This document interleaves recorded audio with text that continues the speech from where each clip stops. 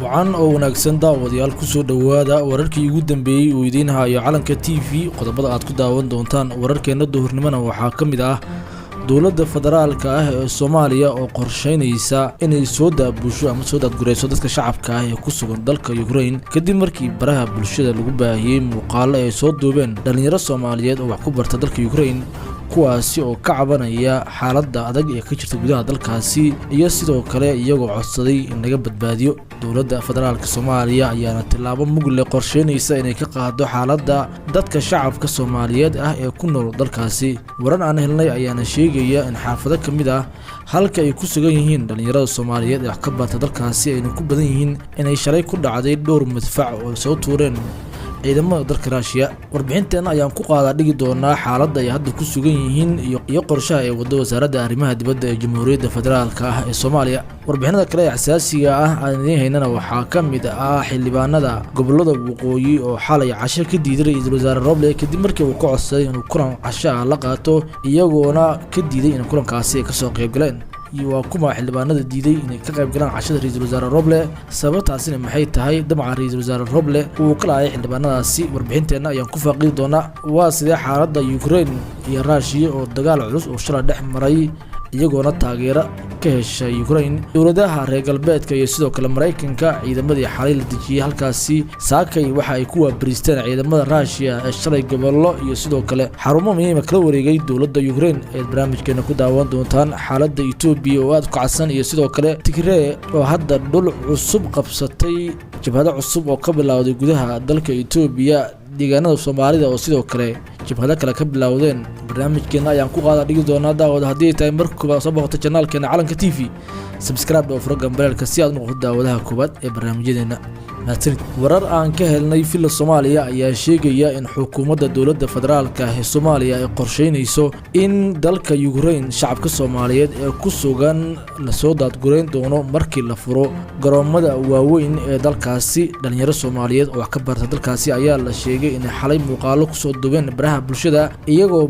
ku sheegay in xaalad adag ay ku jiraan kana codsaday dawladda federaalka Soomaaliya in laga soo badbaadiyo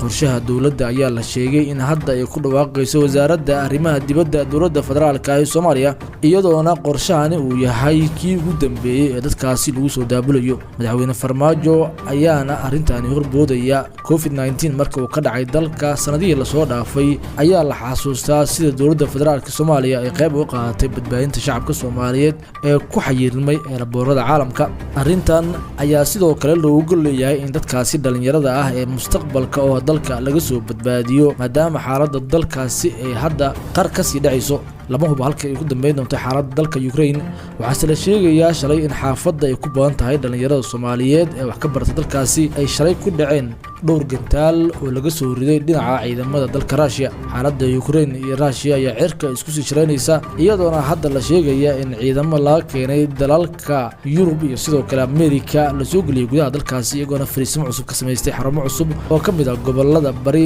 ee hadda dagaalka xooggan oo ka dhacayo dhinaca kale qaar kamid ah xildhibaanada gobolada waqooyi hadda la soo doortay ayaa xalay casho ka diiday ra'iisul wasaare Roble kadib markii uu ka codsaday inay kulan casho wada yeeshaan ra'iisul wasaaraha ayaa la sheegay inuu doonayo in xildhibaanadaasi uu xutxuto sidoo kalena uu codad uga qaado musharaxiin uu wato oo kamid yahay Cabdiraxmaan Cabdishakuur iyo sidoo kale Xasan Cali Khayre balse xildhibaanada uu sii ogaa ajendaha kulanka ayaa ka gaabsaday qaarkoodna waxaa la sheegay in si toos ah u diideen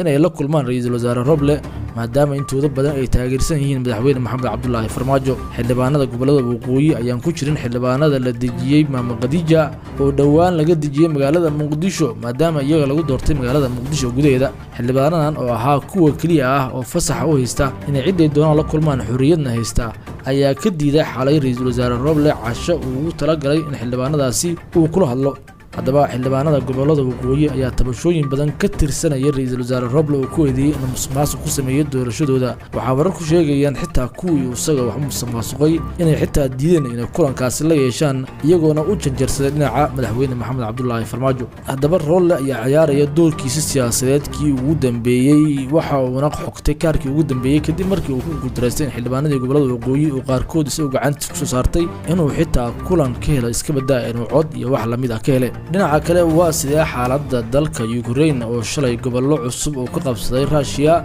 xagee ayay ku dambeeyeen balaqaadyada Mareykanka Yurub iyo sidoo kale dalalka reer galbeedka saakay ayaa la sheegay in ciidamada Ruushka ay ku waabariisteen ciidamo Mareykanka iyo laga leeyahay dalalka Yurub oo ay aag hore isku arkeen iyadoona shalay galab ilaa xalay ciidamada Mareykanka lagu daabilayay xadka uu dagaalku ka socdo ee gobolada bari ee dalka Ukraine waxaa la sheegay in qaabka internetka ah ama cyberga ah laga difaacayay ciidamada Ukraine sidoo kalena ciidamo cusub xalay la geeyay ilaa shalay Mareykanka ayaa ciidamadaasi daabulayay iyadoona laga soo kala qaaday dalalka Faransiiska Ingiriiska Jarmalka iyo sidoo kale qaar ka mid ah dalalka Aasiya dalka Shiinaha iyo sidoo kale Iran iyo dalal badan oo ka mid yahay North Korea ayaa sidoo kale ka garab dagaalamaya ciidamada dalka Ruushka sida ay warbixintu sheegayaan dagaalkan ka socda gobolada bari ee dalka Ukraine ayaa u muuqda midkii saddexaad inuu soo bedeli doono maadaama quwadaha caalamka oo dhan ay isugu keenay Ruushka ayaa ka dagaalamaysa in NATO ay soo farageliso haddii ciidamadeeda ay ka soo dhawaadaan in Ruushka qalqal galiso xulufada dalka Ruushka oo sidaan idin sheegay Serbia iyo sidoo kale ay ka mid yihiin Shiinaha Iran iyo Armenia iyo dalal kale oo aad fara badan ayaa la sheegay in taageero awood leh ay siinayaan ciidamada dalka Ruushka dhaqaale hub iyo sidoo kale ciidan ay ku taageerayaan dhinaca kale Mareykanka UK iyo dalal badan oo Faransiisku ka mid yahay oo kooyoob ah ayaa iyana ka barbar dagaalamaya ciidamada dalka Ukraine ciidamadan ayaana la sheegay xalay ilaa shalay lagu soo daabulayay halka uu dagaal ka socdo oo furinta hore ah walow aan dagaalkan la isu adeegsan gantaalo balse wuxuu muuqdaa mid wajigiisa hore ku bilowday qaab infantry ah lama ogo waxa uu ku dhamaan doono balse waxay u muuqataa in uu kor dagaalami doono shacabka reer Ukraine maadaama Mareykanku uu hubkiisa ugu cuslaa ugu badnaa uu keenay waxa kaloo la sheegayaa in dhinaca badana Turkiga ama badda madow ee ciidamo ama maraakiib culus ay leeyihiin dalalka uu hogaaminayo Mareykanka oo dhinaca Greek ka soo galayna ay weerar ka qaadanayaan waxa la sheegay maraakiib uu leeyahay dalka Ruushka oo ah kuwa dagaal oo isugu jira gujisyo ama submarines ay dagaalka iyana qayb ka yihiin dagaal culus oo badda inuu bilaawdo ayaana laga rajo qabaa dadka shacabka reer Ukraine ayaa soo dhaweeyay tallaabada uu Mareykanka ka qaaday isagoo shalay madaxweynaha dalkaasi sheegay inuu u duceynayo shacabkaasi taas oo niyad ku abuurtay dhinaca kale waa sidee xaaladda Itoobiya ay hadda ka bilaawdeen jabhada culus oo ay hogaaminayso TPLF Tigray ayaana mar kale soo laba kacleysay kadib 3 bilood oo nasiino ku jirtay dagaalo culus ayay ka geysanayaan gudaha dalka Itoobiya iyagoona gobollo hor la qabsaday Ra'iisul Wasaare Abiy ayaana shalay jid hor tagay iyadoona saakay gobolada qaar uu ka dhacay dagaalkii ugu adkaa warbaahinta ayaa warbixintaasi laga qariyay iyadoona sidoo kale guud ahaan internet dalka Itoobiya la jaray warbaahinta dawladda ayaan inaba ka hadlin in dagaal u dhaxeeyo Tigray iyo kuwa dawladda ee ka socdaan gudaha dalka maadaama hadda lagu mashquulsan yahay dagaalka u dhaxeeya Ukraine iyo sidoo kale Ruushka xaaladda Itoobiya ayaa mar kale gashay xaalad dagaal iyadoo indhaha beesha caalamka iyo sidoo kale qaramada midoobay ee hadda ku sii jeedaan dalka Ruushka Tigray ayaa laga cabsi qabaa markan in la soo gabagabeeyo oo afjarkoodu dhaca maadaama aysan jirin cid laga cabsanayo oo hadda dawladda Itoobiya ayaa u muuqata markan inay soo gabagabeynayso ama ciribtirayso jabhadda Tigray oo hadda dhibaato ba'an ku haysa dawladda Itoobiya iyo xasiloonadooda haddaba halkaa waxaa inooga wararkeena duhurnimada ay tahay markii koobaad soo boqotay channelkan Calanka TV subscribe oo furo gambalka si aad u noqoto daawadaha koobaad ee barnaamijyadeen